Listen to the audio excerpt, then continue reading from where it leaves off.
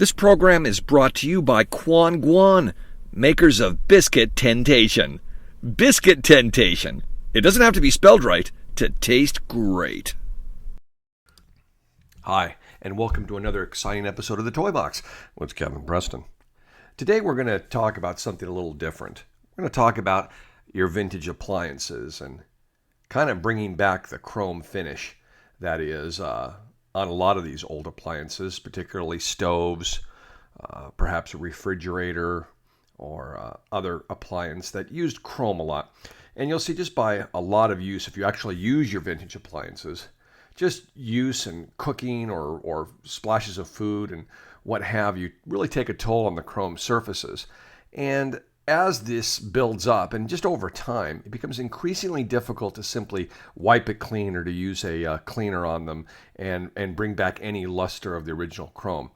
A lot of people unfortunately make a mistake of taking a piece like this and scouring it with steel wool or an SOS pad or something like that, and that's disastrous because that will take off the chrome or chrome-like finish off these pieces. There is a specific way to clean these to a brilliant shine that only the most damaged pieces will be resistant to. And that's what we're going to show you today. Now I have 6 total burner covers from my beautiful 1980s American Crown 6-burner stove.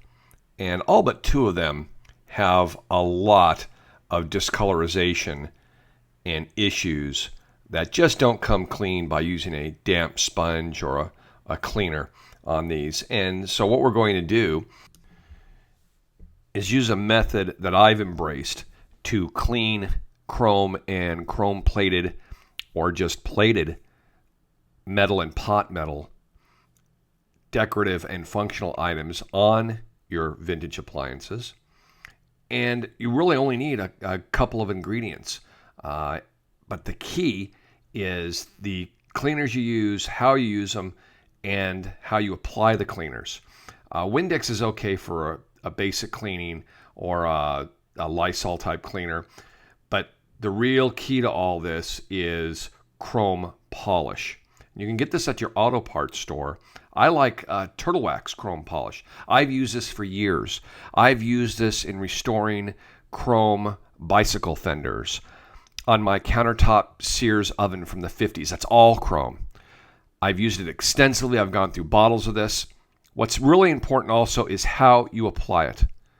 Here's a couple of different appliance, or I should say just general cleaners that are out there. This first one has wire bristles on the outside and plastic bristles on the inside.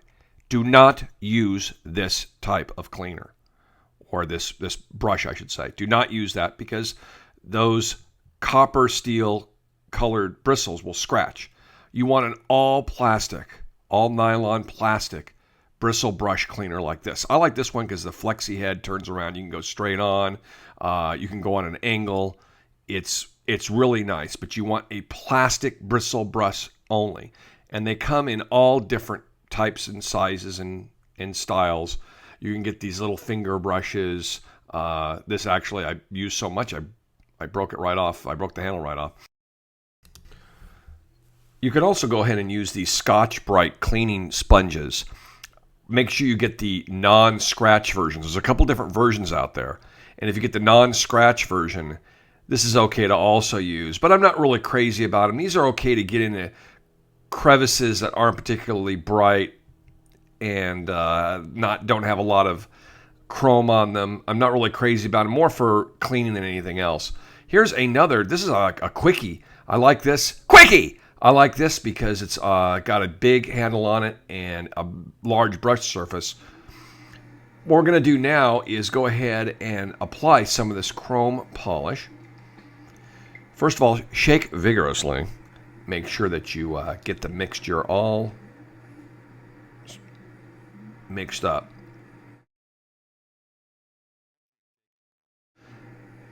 Apply a little bit to the brush. And we're going to go ahead and attack just this corner so we can show you a good comparison to the rest of the item here. Now what you do is you can go ahead and apply medium pressure to this and let the chrome polish do some of the work here. You can be pretty vigorous here, and you can actually feel it taking off the buildup and then smoothing out as that buildup is removed. In between scrubbing sessions, you can go ahead and with a damp towel remove the residue of the polish and buff it out a little bit. Now this is one, if you've got a piece that needs a lot of work, you might have to do this several times, but look, just the single application. Look at the difference corner to corner here. That's one application. You saw that live. There's no time lapse or trick photography involved. It's just a matter of applying pressure on the right product. Now look, this buildup is so much you can drag your fingernail across it. This is just because just natural boilovers, or you get a little spattering of bacon grease or egg on that, and then you wipe it up, but over time it builds up and you just can't wipe it away anymore. So let's try another shot at this. Again, clean off the bristle brush from residue that you've removed and transferred from the piece. And you can apply a little bit of the remover right onto the object or onto the brush. And you don't need, a huge amount of material on there. You'll find just a modest amount will do. And then work it all in. I like going a circular route. And the edges, you'll see where things have become superheated and drip down. You'll see that it may be very difficult to get that out of there.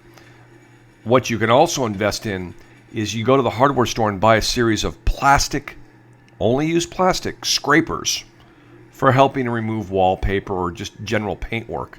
A lot of times they're in the paint aisle. And get yourself a plastic scraper and saturate that area for a little while and use that plastic scraper, and you'll remove a lot of those really dark areas that have really baked on over time. I also like using the plastic scrapers when you're cleaning the inside of your vintage oven and you don't want to use harsh chemicals and such, or oven glass. Look at the difference with those two corners to the corner that's not been treated yet.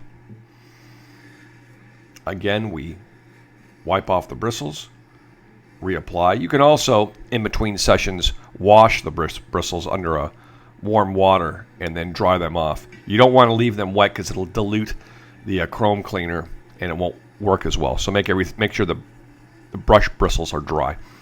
So here we are working this in again.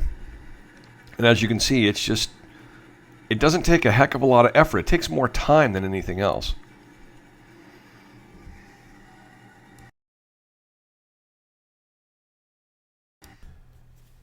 Different areas may create a need for different types of brushes. Here's a really nice narrow brush that I use to get into these areas and work on specific areas that are providing me trouble. This particular narrow brush also has a little plastic scraper built into it, which I really like, because notice I just scraped off a little bit of blackness that was on there that didn't want to come off. It transferred right to the edge right there. Just scraped it right off without damaging the unit underneath, which is really important. And we can work this little plastic edge.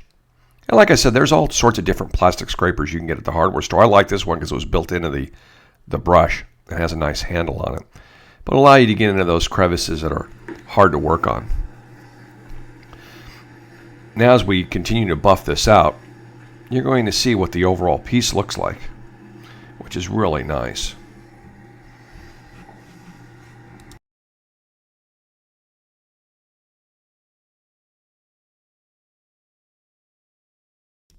Now you can also use these techniques in cleaning the chrome or stainless trim around various parts of your appliances, but be very careful in backsplash areas or areas that aren't chrome that may become discolored with the use of any type of cleaner. So be very, very careful, even if you have to mask off or use cardboard to mask off other areas and make sure they're not damaged. Now this wonderful American Crown oven has this top panel that's chrome, but grease tends to settle on it and discolor it terribly. Take a look at some of these shots here. I'm trying to show you how badly discolored this surface is. No matter how good a cook you are or how you try not to splash grease around, it happens. That with just normal room dust settles on these flat surfaces and really discolors them. So we're going to go ahead and use the same process I showed you to clean this top portion here.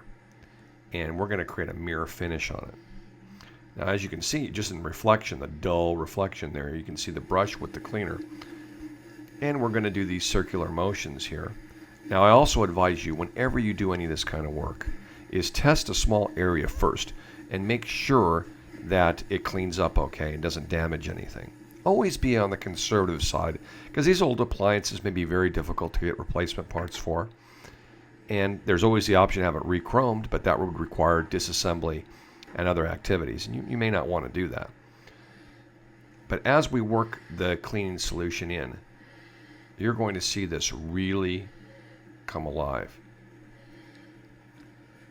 This is, again, this is live. This is just a first pass. And you can just tell the difference between the treated area and the not treated area. Right there you can see the edges, and we haven't even completely buffed it out. Let's buff it out a little bit more here. And look at that. It's starting to look brand new. Imagine your chrome appliances. This could be vintage vacuum cleaners. Anything that's got a lot of vintage countertop appliances such as toasters or coffee pots, or anything that has a chrome type finish on it that you want to clean up.